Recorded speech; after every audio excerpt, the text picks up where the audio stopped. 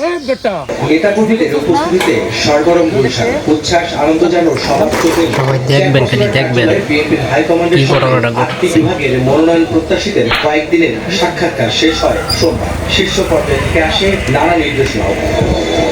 মনোনয়ন প্রত্যাশীরা জানান ভারপ্রাপ্ত চেয়ারম্যানের লাইক, কমেন্ট, শেয়ার করে দিবেন সবাই। মানুষের কাছে ধানের শীষের ইমেজ ধরে রাখতে বাংলাদেশের জাতির কাছে এটা তারেক রহমানের আগামী নির্বাচন আমাদের দায়িত্ব।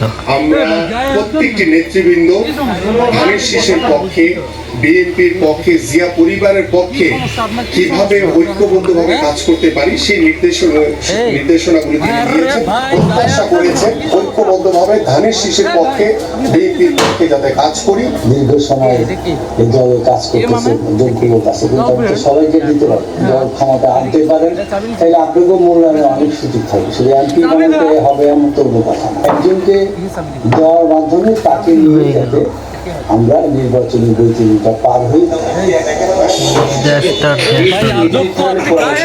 অবসরপ্রাপ্ত হাফিজউদ্দিন আহমেদ বলেন, ঠেকানো এবং স্বতন্ত্র প্রার্থী যেন কেউ না হয়, বিষয়গুলো নিয়ে সম্ভাব্য প্রার্থীদের সঙ্গে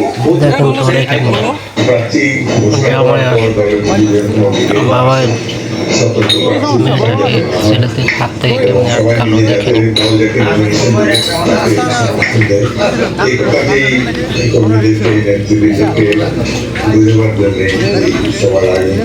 এলাকায় এরকম নজরদারি রাখতে হবে। অধিকাংশ আসনেই প্রার্থী চূড়ান্ত করছে বিএনপি। আগামী দিনের মধ্যে 200 থেকে 250 আসনের প্রার্থী চূড়ান্ত করা হবে। ইতিমধ্যে যেহেতু মাঠে আছে অন্যান্য দলের প্রার্থীরা, বিএনপি এখনো অন্তত শক্তিকে মামলা আনতে পারেনি। সেই জন্য আমরা বলেছি যে দ্রুত 200 আসনে দ্রুত মনোনয়ন চূড়ান্ত করার জন্য, যাতে এই 200 আসনে আমাদের প্রার্থীরা প্রচারণা চালাতে পারে কার্যালয়ের সঙ্গে। দলের সিদ্ধান্তের বাইরে কেউ গেলে কঠোর ব্যবস্থা নেওয়ার ঘোষণা দিয়েছে বিএনপি হাইকমান্ড। আহমেদ সালেহীন, সময় সংবাদ, ঢাকা।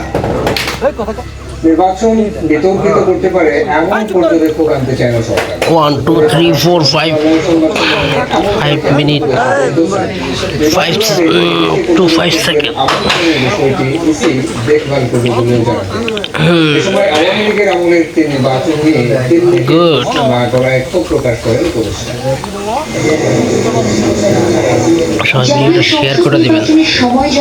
আমার তো মাথায় চিন্তা এসে গেল, কে কি কাণ্ড ঘটাই দিল। এখন পর্যন্ত পর্যবেক্ষক পাঠাতে আগ্রহ দেখিয়েছে যুক্তরাষ্ট্র এবং ইউরোপীয় ইউনিয়ন।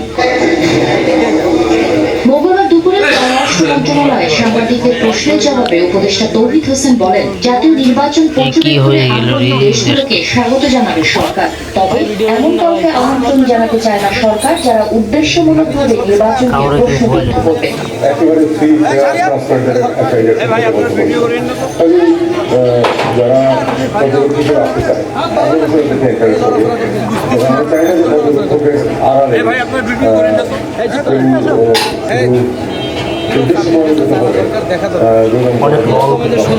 সাংবাদিকদের আরেক প্রশ্নে ক্ষোভ প্রকাশ করে উপদেষ্টা বলেন, সুযোগ পেয়েও আওয়ামী লীগ আমলে 3টি নির্বাচন নিয়ে ভারতের অবস্থান সম্পর্কে দিল্লির পর সেটিকে প্রশ্ন না করায় হতাশ হয়েছেন তিনি।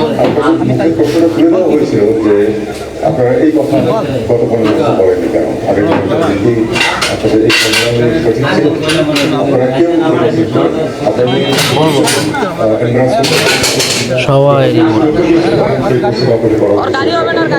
এদিকে ঢাকার জন্য লাইক, কমেন্ট, শেয়ার করে দিবেন। ওকে, 24 অক্টোবর মন্তব্য করেছিলেন, প্রতিরক্ষা বাংলাদেশ চীনের দিকে ঝুঁকে সুন্দর ফাঁদে কেউ পড়বে না। তুলে ধরেছিলেন তিনি। তার প্রতিক্রিয়ায় পররাষ্ট্র উপদেষ্টা বলেন, ঢাকা পরাশক্তিধর সব দেশের সঙ্গে বন্ধুত্বপূর্ণ ভারসাম্যমূলক সম্পর্ক বজায় রেখে চলছে। চীনের সঙ্গে বাংলাদেশের সম্পর্ক অন্য কোনো দেশের জন্য উদ্বেগের বিষয় নয় বলেও মন্তব্য করেন তিনি। এবং অর্থনৈতিক ক্ষেত্রে সম্পর্ক আছে চীনের বাহরাইনের সঙ্গে দীর্ঘদিন বন্ধ থাকা ভিসা ইস্যুর সমাধানে ঢাকা উদ্যোগ নিতে চায় বলে জানান তৌহিদ হোসেন। এছাড়া ইসলামী বক্তা জাকির নায়েকের ধন্যবাদ, অসংখ্য ধন্যবাদ। মন্ত্রণালয়ের কাছে কোনো তথ্য নেই বলে জানান পররাষ্ট্র উপদেষ্টা। শাকিলা শাহী, সময় সংবাদ, ঢাকা। তত্ত্বাবধায়ক সরকারের ব্যবস্থা ভাইকে অসংখ্য ধন্যবাদ যে ভাইটা সুন্দর অভিনয় করে তবে আগামী সংসদ দিন দিন ধ্বংস করছে এই সমাজটাকে। প্রত্যেকটা জায়গা থেকে নারী পুরুষ সবাইকে অনুরোধ করা উচিত। বন্ধ করুন পরকীয়া। পরকীয়া নামক এই ব্যাধি থেকে এই সমাজকে রক্ষা করা দরকার। ধন্যবাদ সবাইকে এতক্ষণ ভিডিওটি দেখার জন্য। ঘুরে ফিরে